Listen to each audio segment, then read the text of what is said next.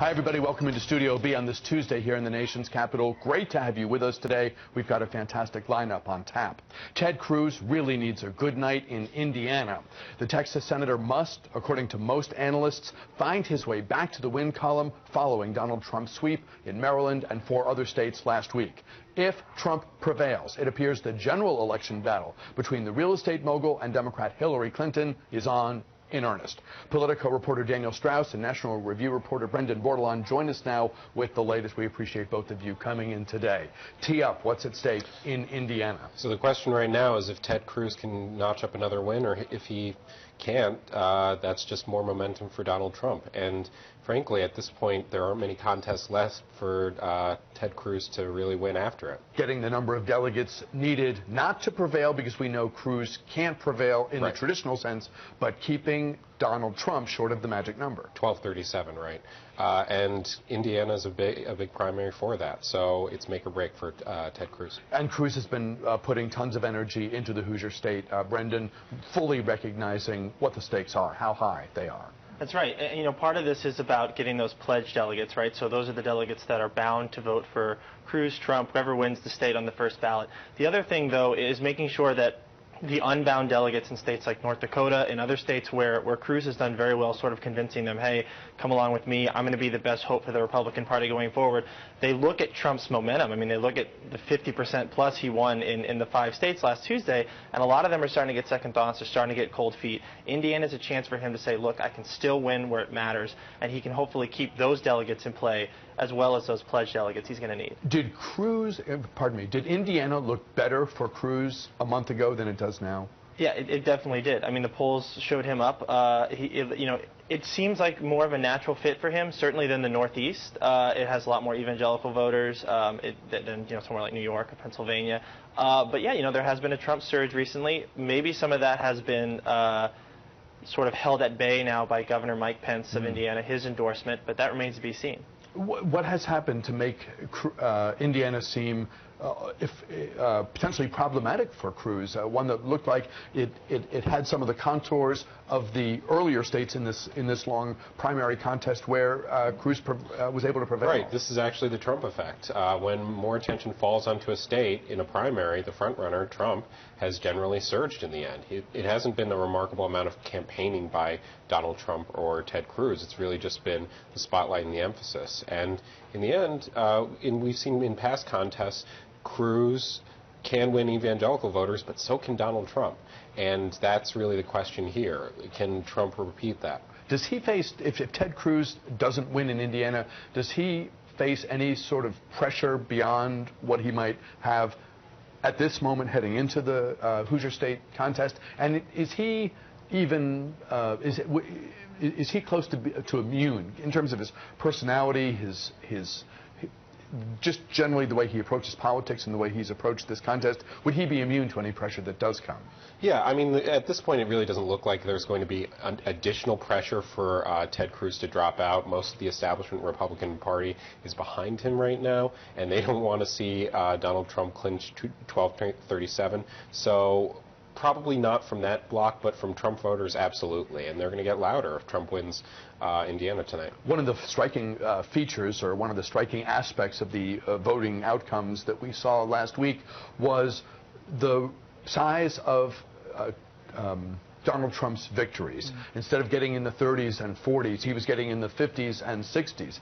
You could argue, and folks made the point going into Connecticut, Rhode Island, Maryland, those contests, that this was in his wheelhouse. These were states that teed up very, very nicely for Donald Trump. But that having been said, he's really been starting to pull away, arguably. Yeah, and this is what you hear when you talk to delegates in these states, especially these unbound delegates that are going to have so much influence on that first ballot. They look at the ceiling of. We used to talk about Donald Trump having maybe like a 40, maybe pushing a 45% ceiling in most of these things. He's blowing past 60 in some of these states. And you're right, the Northeast is sort of his wheelhouse. But at the same time, you look at that and you look at the momentum, and people start to say, look, we're going to have a lot of angry Republican voters on our hands if we stop him from getting that 1237. And if he's at 1220 and we're one of the few delegates who can push him over, we might just do that to avoid this circus, right? To avoid this divided party that could end up weakening our general election chances. And I think that's what you're hearing. A lot of conservative thought leaders, a lot of people who've been in the Republican Party and care about the Republican Party, they look at Donald Trump and they say, he is not one of us. So there was this sense for a while that you could see a real concerted push to deny Donald Trump the nomination, to keep him shy of 1237, to get it to Cleveland, and to see what the delegates at the gathering choose to do. That seems to have gone away. That moment feels as though it's passed. Right, and you can see for every Ted Cruz supporter, you can see a lot more Donald Trump supporters, and the momentum's with him, and you can see that in that there are more people who you wouldn't expect to back him, like Chris Christie, who are very eagerly supporting him, and people pick winners. They like winners. Often, frequently, maybe the majority of the time, candidates don't pick a running mate until they're the nominee. Ted Cruz chose a nominee while the nomination chase was still on, I guess in the hopes of changing the narrative, bringing new momentum, just doing what he felt like he could do to help this now long shot bid for the nomination. Yeah, and I think there were a couple of reasons behind the Carly Fiorina pick. I think one of them is California. If Cruz moves on past Indiana, California is going to become the key primary. She was the senatorial candidate in 2010 out there. She doesn't have a great political network in the state, but she is well remembered by Republican voters out there. You know, many people voted for her against Barbara Boxer back in 2010. I also think there's a certain element of maybe trying to trap Donald Trump into saying something mean or sexist. I mean, if you remember back when Carly Fiorina was in the race, she and Trump had a lot of bad blood. Trump had a hard time kind of keeping his mouth shut when it came to her, and there was one particular point in the debate where, you know, who would vote for that face, right. You know? And maybe that was at play. So far, Trump seems to have held himself pretty even-keeled with Fiorina, but, you know, maybe if he loses Indiana, things will change. What's at stake tonight for the Democrats?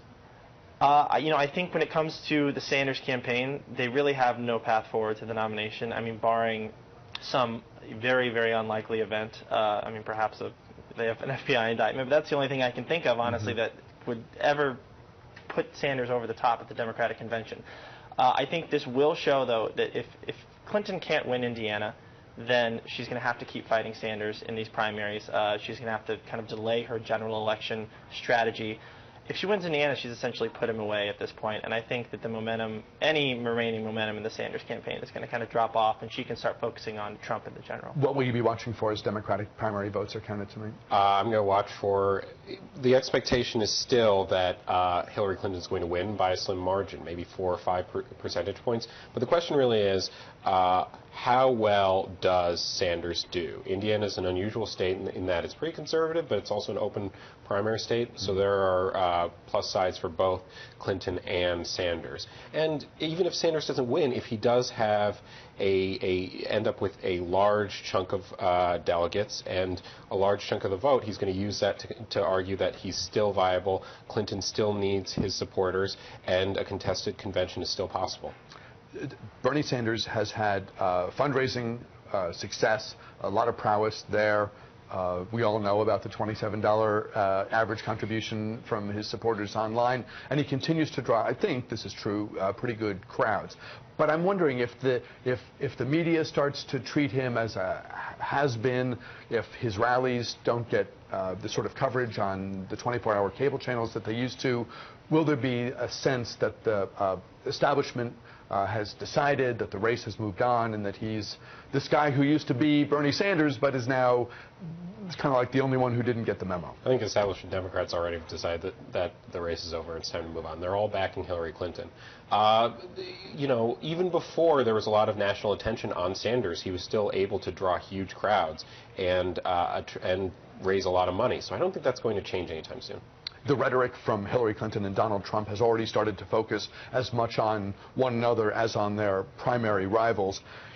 Inside the Clinton camp, the wargaming for what to expect from a Donald Trump who is the GOP nominee has got to be pretty close to unique in our modern politics, because he, in terms of his rhetoric and basically everything about his candidacy so far is so unusual. Yeah, I mean, on the one hand, you look at the polls, you look at the general election matchup polls, and you say Clinton should have this in the bag, right? I mean, Trump has very high unfavorables. She beats she beats Trump across the board. On the other hand, this has been a very unusual election cycle. Trump's a very unusual candidate. He's extremely unpredictable, and political strategists, political campaigns at this level, they hate that level of unpredictability.